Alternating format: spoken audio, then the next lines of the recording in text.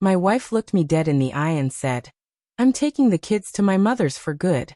Don't try to stop us." All I said was, "Drive safe." Then the moment she pulled away, I called my lawyer and had every joint account frozen. A few minutes later, while she was only a couple hundred meters down the road, her cards started getting declined. That was when she realized things weren't going to be as simple as she thought. I'm 35, sitting in an eerily quiet house with toys still scattered across the living room, trying to make sense of the mess. My wife, Bianca, 33, had just attempted to take off with our children, Luna, age 7, and Oscar, age 5. My attorney didn't mince words. He called it kidnapping. Bianca and I have been married 9 years. I work in logistics management, earn about $85,000 annually. She works part-time as a dental hygienist, bringing in maybe 30. We've always gotten by, not rich, but comfortable. The past year, though, things have been shaky. I'll admit it. I work long hours and probably haven't been as present as I should. But we were in therapy, supposedly making progress. At least, I thought we were. The morning everything blew up, I woke to find Bianca packing huge suitcases, the kids' clothes, toys, everything. When I asked what she was doing, she wouldn't even look at me. "I'm taking them to my mother's. For good. This isn't working. They need stability." I tried to reason with her, but she cut me off cold. "I'm their mother. I know what's best. Don't follow us." Her mom lives 400 miles away in another state. She even threatened that her mom's boyfriend, who she called a cop but is actually just a mall security guard, would handle me if I interfered. The kids were excited, though, thinking it was just a fun trip. I kept calm for them, kissed them, told them I loved them, and watched as Bianca smirked while driving away. She thought I'd roll over. She thought wrong. I immediately contacted Dex Morrison, a no-nonsense divorce attorney a coworker had recommended. Within hours, we had filed for an emergency custody hearing, reported parental kidnapping, and froze every shared account.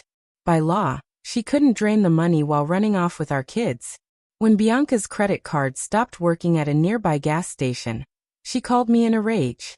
"What did you do?" I calmly told her I knew exactly where she was because her phone was still sharing its location with me. I gave her a choice. Come home with the kids, or face court Monday morning. She hung up. She made it to her mother's place anyway with wired money, but by then the local police had already been warned. They didn't arrest her. No custody order existed yet, but they put her on notice. Monday's hearing was brutal for her. She appeared by video call, assuming she was safe. Judge Hammond wasn't impressed. He told her flat out that removing the children without any legal basis was unacceptable.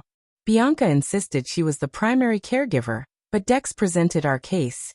Stable job, steady home, established schools, community. All she had was entitlement.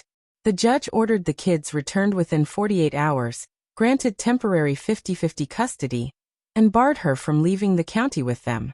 He also upheld the asset freeze. Bianca exploded. Claimed sexism. The judge shot back. "Not when you kidnap them." But instead of obeying, Bianca dug in deeper. She even tried enrolling Luna in a local school and posted online about protecting the kids from me. I saved every screenshot. Soon she was begging me on the phone to release funds, crying that she had no money. I told her plainly, "Bring the kids home first." She refused. Then her mother, Gladys, called me furious, accusing me of abuse. I told her point blank, "Your daughter kidnapped my children. I have as much right to them as she does." She hung up after hurling insults. When Bianca tried filing for custody and spousal support in her mother's state, Dex explained it was meaningless. Our state had jurisdiction. It only proved she wasn't planning to comply. We prepared contempt filings, which could mean jail. I warned Bianca she had 24 hours to return the kids or face charges. She scoffed. But less than a day later, she pulled up in the driveway. Luna ran crying into my arms, saying her mom told her they'd never see me again. Oscar clung to my leg like he'd never let go. Bianca stood with arms crossed, bitter as ever. "Happy now," she sneered. "I just told her I was happy my children were home." She snapped, "This isn't over." She's right, it isn't. Since then, she's been staying with a friend, Carmela, and exercising her weeks of custody under the temporary order. But she's been poisoning the well. She tells the kids I stopped them from living at Grandma's. She told Luna's teacher I'm financially controlling. And she's been showering them with expensive gifts, new iPads, bikes, anything they mention, trying to buy their affection. Oscar even told me, "Mom's house is more fun. She says you're mean with money." I stayed calm, but it stung. Dex told me to keep documenting. Judges hate parental alienation. Bianca has now hired Regina Winters, notorious for playing dirty in custody battles. Regina's first move was filing for emergency spousal support and full custody, claiming I'm economically abusive by keeping the accounts frozen. Yesterday's hearing for that backfired spectacularly. Dex countered with Bianca's own credit card statements, proving she's been spending recklessly while crying poverty. And that's where things stand now. She tried to take my kids. She tried to drain our accounts. She tried to twist reality. But the law is finally on my side. And this fight has only just begun. 2 weeks into the asset freeze, Bianca managed to rack up $3,000 on her own card for toys and things the kids didn't need. At the hearing, Dex laid it out plainly. "Your Honor," she claims she can't afford food, but she's buying rainbow unicorn playsets for $400. This isn't about poverty. She's trying to buy the children's affection. Judge Hammond scrolled through the statements. Mrs. Thornton seems to have no issue spending on frivolous items. A $400 playset? iPads. Bikes. Regina tried to spin it. Children require enrichment activities, Your Honor. They already have a swing set at Mr. Thornton's home, Dex countered. Motion denied. Accounts stayed locked. Outside the courtroom, Bianca confronted me, shaking with anger. "You're tearing this family apart." "No," I told her. "That happened when you tried to steal the kids." "I was protecting them." "From what? A stable home? Their father?" "From growing up in a loveless marriage," she snapped. "So you traumatized them instead?" I said. Regina yanked her away before she could keep going, but not before Bianca hissed, "I'll make sure you never see them again." Dex just smiled. "Thank you for that gift, Mrs. Thornton." That night, Luna asked me a question that broke my heart. "Daddy, why does Mom say you're trying to take us away?" "I'm not, sweetheart. I just want you to have both parents." "But Mom says she should have us all the time, because she's the mom." "And what do you think?" She frowned, twisting her blanket. "I love you both. I don't want to choose." "You don't have to," I reassured her. "That's what judges are for. They help figure it out." Mom says judges are mean to moms. The poison was spreading, but I documented it all. The following week, things escalated. Bianca filed a CPS report claiming I left the kids alone, didn't feed them, and kept them in an unsafe home. When CPS showed up, I was at work, kids at school. I called Dex, who said, "Open the door, let them look. You've got nothing to hide." The inspector checked everything. Full fridge, clean rooms, safety gate still installed. She called the school, where they confirmed the kids were always clean, fed, and prepared. Her conclusion was blunt. "This is a custody dispute tactic. I'll be writing the report accordingly." But Bianca didn't stop. On her custody weekend, she simply didn't send the kids to school. When I called, she ignored me. When I reached her mother, the answer was, "They're fine. Bianca's taking care of them." That was a direct violation of the order. Dex filed for emergency contempt. In court, Judge Hammond's patience was gone. "Mrs. Thornton, this is the second time. Either you return the children today or you face arrest." "They're sick," she insisted. "Then show medical documentation." She couldn't because it wasn't true. That night the kids came back, Luna whispering to me that Mom said it was a mental health week. Finally, the custody trial arrived. For grueling hours, Bianca's attorney painted me as controlling and absent. Dex dismantled it with evidence. CPS clearing me, school records proving 0 absences during my weeks versus 6 missed days on hers, police reports from the initial attempted abduction, testimony from teachers about the kids' stability, and bank statements proving I'd been paying every expense since the freeze. Then Dex revealed his ace, her own social media. Photos of the kids captioned "safe at last," and away from their toxic father. Rants about fathers weaponizing the courts. Screenshots of her boasting about starting fresh, out of state. The judge's words were final. Mrs. Thornton, you have repeatedly violated court orders, attempted to alienate the children from their father, and made false allegations.